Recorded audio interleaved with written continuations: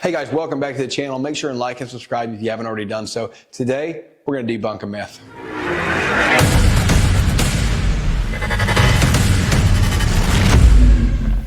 Okay, so the firearms myth that I really want to spend some time debunking today is the 333 rule. So for those of you that don't know, the 333 rule says that civilian engagements will be under 3 rounds, less than 3 seconds, at less than 3 yards. And this is why a lot of people justify their use of carrying like his 5-shot snub-nose revolver, because they're like, well, it is adequate for that. It's not adequate for anything else, but it's adequate for that.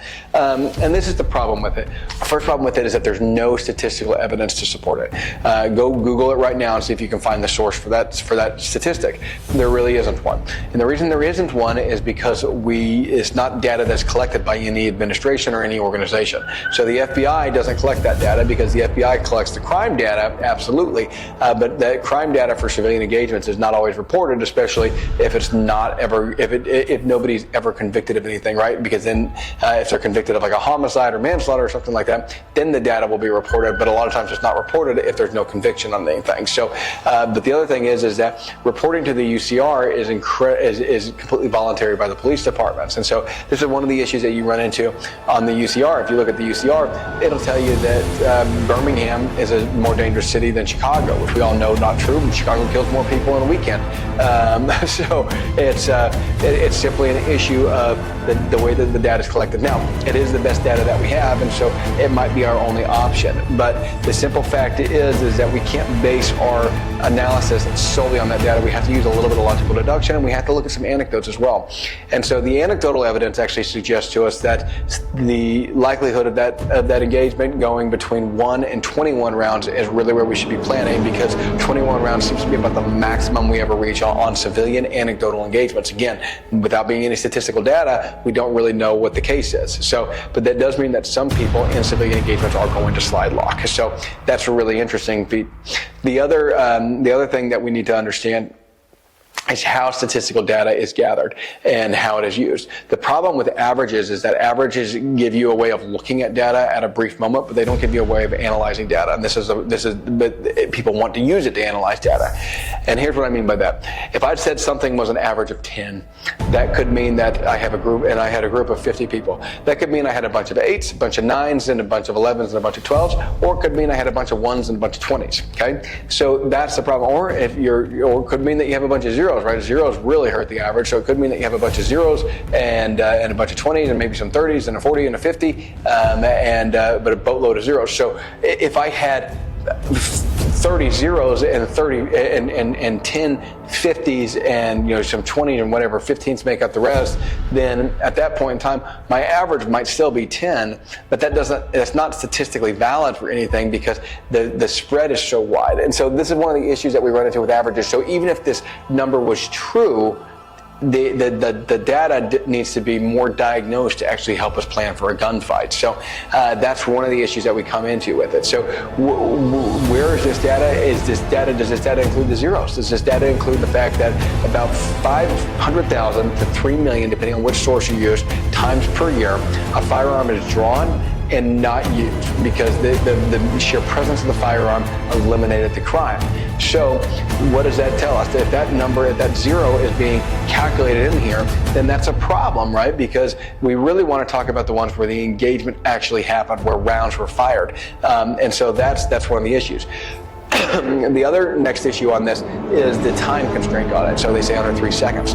So the fact is that, again, this data isn't collected. The FBI doesn't gather, and they don't have FBI agents standing around waiting for civilian gunfights for stopwatches. So it would be a best guess from the person that was engaged in it anyways, which time is very, very relative when you're under stress in an engagement.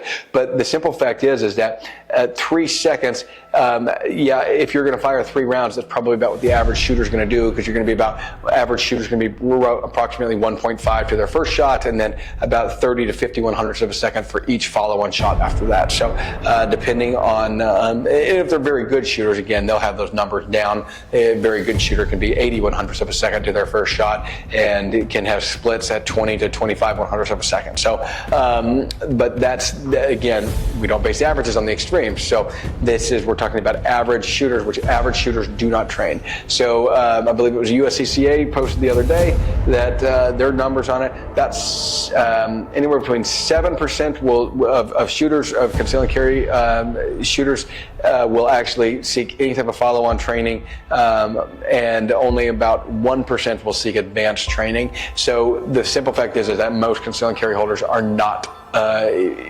high-level shooters, and they're probably not even average shooters, because average again incorporates high-level shooters. It incorporates the the Austin Prues and the like the Glenn Shelbys and the people that are Gorkas and stuff like that are really, really high-level shooters. It incorporates those in those averages, and that's one of the problems with it. So the simple fact is that we have to look at what a reasonable person is going to perform, and so a reasonable person is probably going to be about 3 seconds for 3 rounds. Okay, so 3 rounds makes sense then for the 3 seconds, but that's probably where that 3 second came from, is just somebody assumed that the average person is going to do 3 rounds in about 3 seconds. Okay, so 3 yards. We know some data on engagement lengths, because engagement lengths are something that are going to be reported during the crime scene investigation and that sort of thing. And so we do have some data on the engagement lengths. Where 3 yards came from, though, is very contested. But if the engagement happens outside of your home, that's a substantially different engagement than an engagement happening inside your home. And so maybe carrying a 5-shot revolver on you inside your home is fine, but carrying one outside of you may not be the best option, because the engagement numbers take into account that you're more likely to be a victim of a violent crime in your home than anywhere else. About 49% of violent crimes are going to take place in your home. 20% will be in back alleys. About 6% will be in parking lots. So that's all reported by, again, the Uniform Crime Report. You're far more likely to have that engagement inside your house. And if you're inside your house, that is probably going to be under 3 yards, certainly going to be under 7 yards. And that 5-shot revolver might be a perfectly adequate firearm then at that point in time. But the fact is that you're carrying this firearm out. And so you're not looking at the data correctly, because you're looking at data that might only apply inside your home. When we go out, we see anecdotal incidents of active shooters. We see carjackings. We see any number of kidnapping scenarios and professional scenarios and ambushes and stuff like that, human trafficking scenarios, any number of those that happen. And we have to look at the anecdotal evidence on that. So what does the anecdotal evidence say? The anecdotal evidence says that about 21 rounds is probably the maximum you're ever going to realistically get into in a civilian engagement. So you should either have a really high capacity firearm, or you need to start carrying a second magazine on you. The other thing that we really want to consider is our shot accuracy, right? Because those engagements, we can see engagements such as the, what was that shopping mall?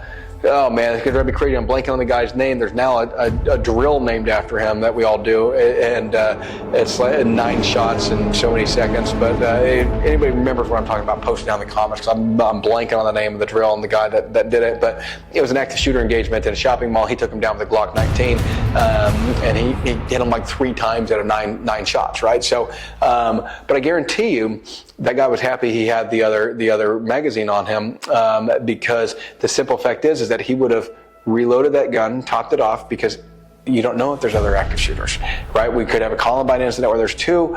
We could be actually a victim of a terrorist attack where there's multiple active shooters. So there are a lot of different scenarios that come in here that we need to account for. Now, we only can account for the most likely and the most dangerous course of action. The most likely course of action is that we're not actually going to get into an engagement. So we have to be reasonable with what we carry on us, right? We're not carrying an AR-15 underneath our coat everywhere we go. But the most likely or the most dangerous course of action is that we're involved in a multiple person active shooter, right? That's the most dangerous course of action is obviously that aliens come and we have Independence Day, but that's not likely. That's not even on the spectrum. So the most likely in the most dangerous realm would be a multiple person active shooter. So say 5 assailants. If we needed 4 bullets to take down each assailant, because again, pistols are not necessarily killing rounds. They're more, if you want to kill somebody, you need rifle rounds, and so we may or may not be able to incapacitate them with 4 rounds. but let's just say that's an average, and we've got 5 or 6, say 5 to make the math easy on it, right? 20 bullets to deal with those 5 assailants. That assumes that we don't miss, and that assumes that we're well trained with our firearm, which we may or may not be, and we may or may not be missing because it may be a high stress situation that these are distance shots, right? So people say, well, there's no reason to shoot somebody over 20 yards. Well, there's plenty of reasons to shoot somebody over 20 yards. It could be a high risk engagement like an active shooter, and they're just going around killing people, in which case you have no option but to just fire and to take them down. And you might be at 20, 25, 30 yards away when that happens, because you might be hiding behind a pillar at a shopping mall or wherever. So there are plenty of engagements that can happen, and yes, they are the extremes, but they do happen. So again, we want to look at anecdotal evidence. The bottom line here is that the 3-3-3 rule is a myth. It doesn't have any statistical data supporting it. And even if there was statistical data supporting it as an average, we can't plan based on averages, because averages are a representative picture of what something looks like, not a way to diagnose the statistics of it. So that being said, guys, I really want to thank you all for watching. I really appreciate y'all joining us. Make sure and like and subscribe to the channel, and we'll catch y'all later.